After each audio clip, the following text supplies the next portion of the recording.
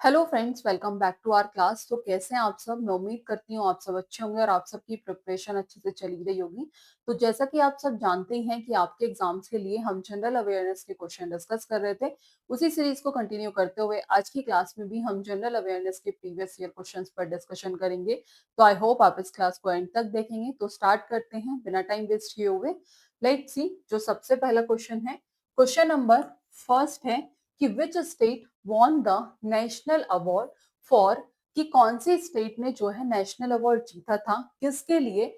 Institutional empowerment 2022, जो किसके under आता है? जो अंडर आता है बाधा मुक्त वातावरण के सृजन में सर्वश्रेष्ठ राज्य। ठीक है, पहला है तमिलनाडु, दूसरा है आसाम, तीसरा है केरला, चौथा है महाराष्ट्र। तो क्या है इसका आंसर? कौन सी स्टेट है? वो है केरला, जिन्होंने जीता था national award for institutional institutional empowerment empowerment 2022। तो लेट्स सी, फर्स्ट ऑप्शन है तमिलनाडु, गलत। आसाम गलत। महाराष्ट्र गलत। जो केरला है, जो सी ऑप्शन है केरल है, ये क्या हो गया आपका सही आंसर। ठीक है, national award for institutional empowerment, एक एक को समझेंगे। तो national award for institutional empowerment is given to state, किसे दिया जाता है? वो स्टेट और इंस्टीट्यूशन को दिया जाता है। किस लिए दिया जाता है? उनकी आउटस्टैंडिंग परफॉर्मेंस पर दिया जाता है इन एरियाज जो किससे रिलेटेड होते हैं? सोशल वेलफेयर और डेवलपमेंट से रिलेटेड होते हैं। यानी कि जो national award for institutional empowerment, ठीक है, के लिए जो राष्ट्रीय पुरस्कार किसे दिया जाता है?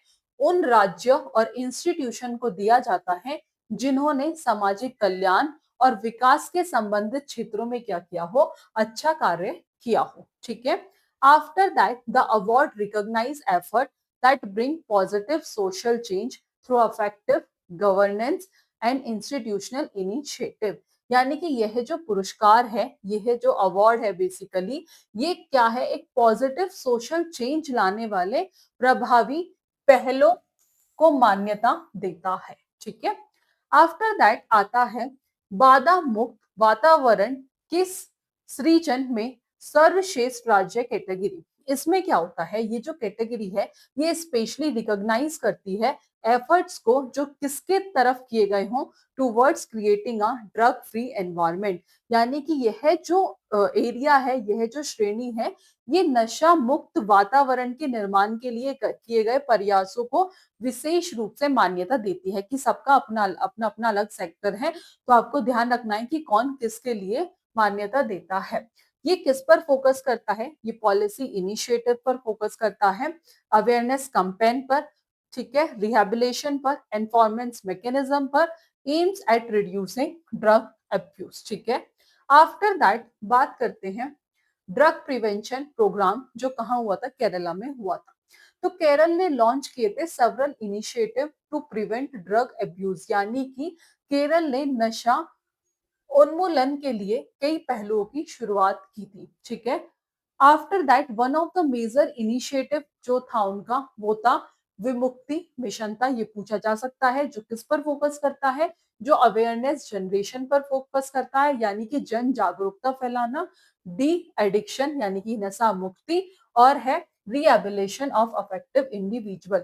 The state has also implemented school based education program भी इन्होंने implement किए थे, जिससे स्टूडेंट जो है वो अवेयर हो of the danger of drug abuse. तो इन तीनों की आपको नॉलेज होना जो है वो बहुत ज्यादा जरूरी था। ठीक है, एक बार आप भी रीड आउट कर लीजिएगा। नेक्स्ट क्वेश्चन है आपका, which book was awarded the बाल साहित्य पुरस्कार 2022 इन गुजराती लैंग्वेज। इससे पहले एग्जाम्स में जो क्वेश्चन आया था वो पूछा गया था कि कनाडा लैंग्वेज में, अब पूछ लिया गुजराती लैंग्वेज में कि वो कौन सी बुक है जिसे बाल साहित्य पुरस्कार मिला था 2022 में, कौन सी लैंग्वेज में? इन गुजराती लैंग्वेज में।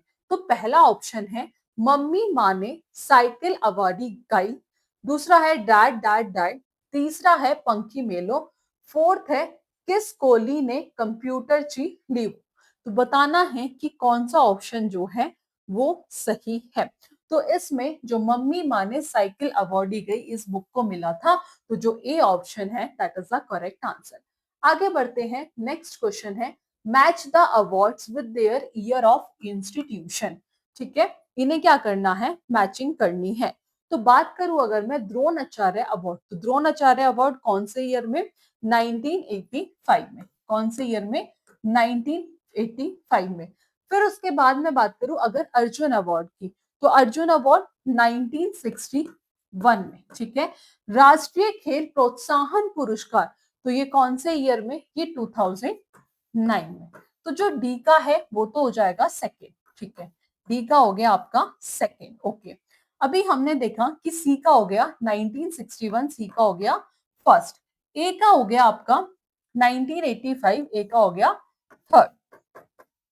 ठीक है, बचा क्या, Dhyanchand award for lifetime achievement in sports and games, तो इन्हें कब मिला था, 2022 में।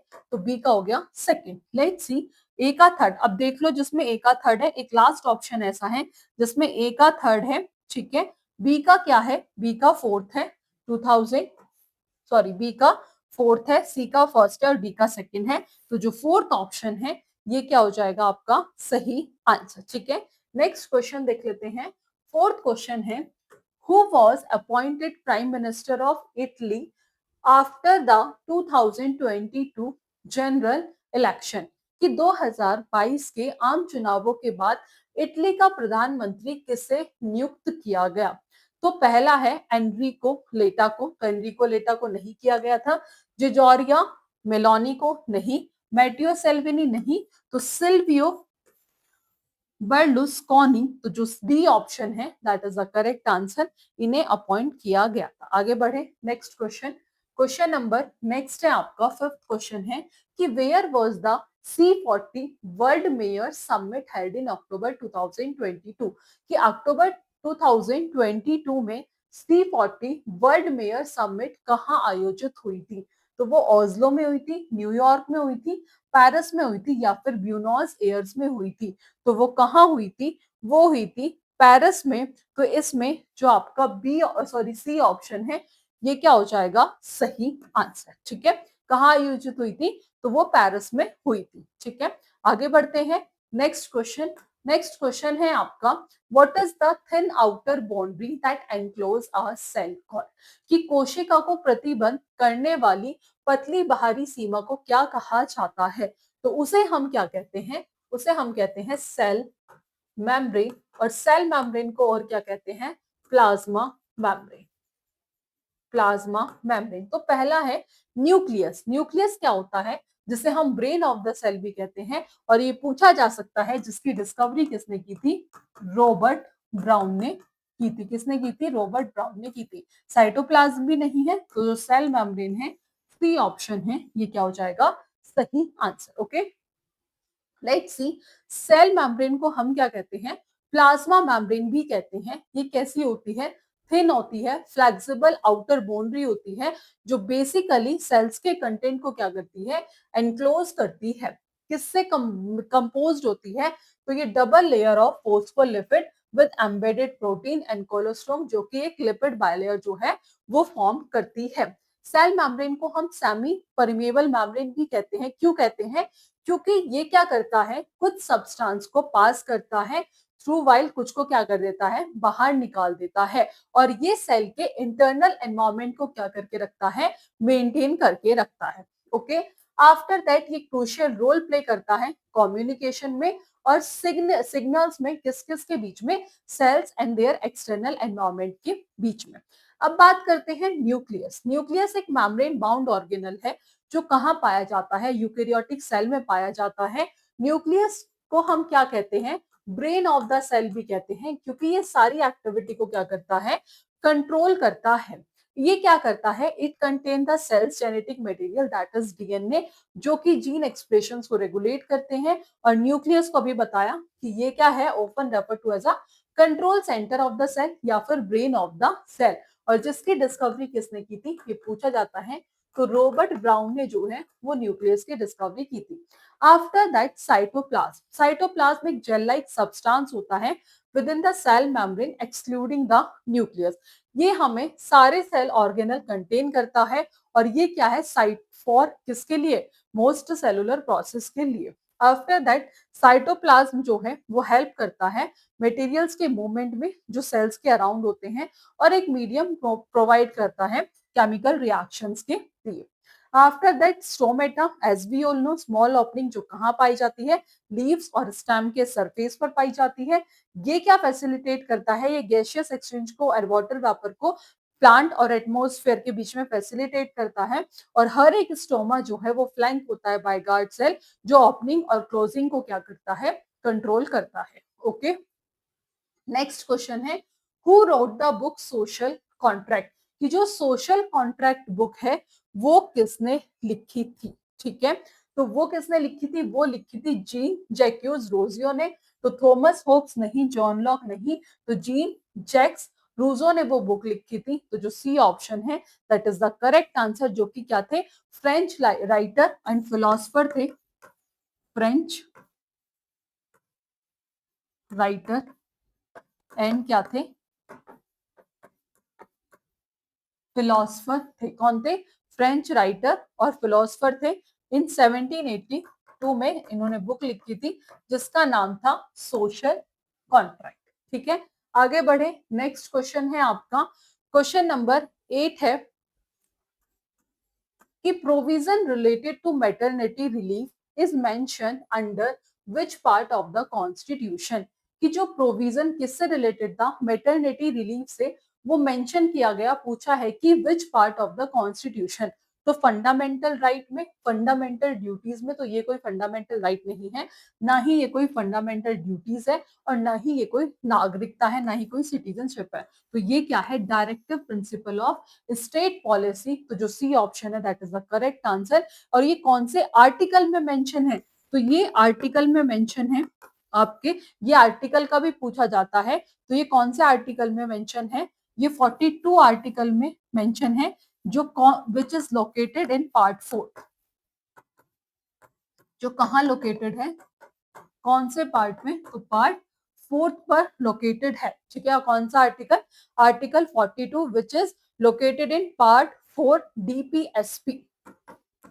अब डीपीएसपी क्या है, डायरेक्टिव, या आप लिख सकते हैं directive principle of state policy, directive principle of state policy. ठीक है, तो जो सी ऑप्शन है directive principle of state policy, that is the correct answer. 9th question है कि विच union territory has the highest use of clean fuel, कि कौन सी union territories ऐसी है, ठीक है, कि एनएफएचएस के अनुसार खाना पकाने हेतु स्वच्छ ईंधन का सर्वाधिक उपयोग किस केंद्र शासित प्रदेश में होता है, किस यूनियन टेरिटरी में होता है। तो ये किस में होता है, ये होता है लक्षद्वीप में। तो पहला है चंडीगढ़, गलत, पौंडीचेरी गलत, जो लक्षद्वीप है, जो सी ऑप्शन है, ये क्या हो जाएगा आपका सही आंसर। ठीक है, जो सी ऑप्शन है that is the correct answer. Last question है, 10th क्वेश्चन है कि which of the following is a kharif crop, कि इनमें से कौन सी खरीफ क्रॉप है, बरले, मस्टर्ड, पीस या फिर जूट। अब बात करते हैं खरीफ क्रॉप जो है वो कौन सी होती है, ये क्वेश्चन पूछा जा सकता है। तो जो खरीफ क्रॉप है वो ग्रो होती है during the monsoon season, grow during the monsoon season. और रबी क्रॉप्स जो होती हैं वो कौन सी होती हैं, वो होती हैं विंटर क्रॉप। कौन सी होती हैं, वो होती हैं विंटर क्रॉप। तो पहला है बरले, बताना है कि इनमें से कौन सी खरीफ क्रॉप है। ठीक है, तो इसमें बरले नहीं है, मस्टर्ड नहीं है, पीस नहीं है, तो जूट जो है वो क्या हो जाएगा, करेक्ट आंसर। ठीक है, तो ये थे 10th क्वेश्चन जो हमने डिस्कस किए हैं। आई होप क्लास पसंद आई होगी। फर्दर ऐसी क्लास के लिए चैनल के साथ जुड़े रहिएगा। आज की क्लास में नहीं मिलेंगे, नेक्स्ट क्लास में नेक्स्ट टॉपिक के साथ। So thank you for watching this class.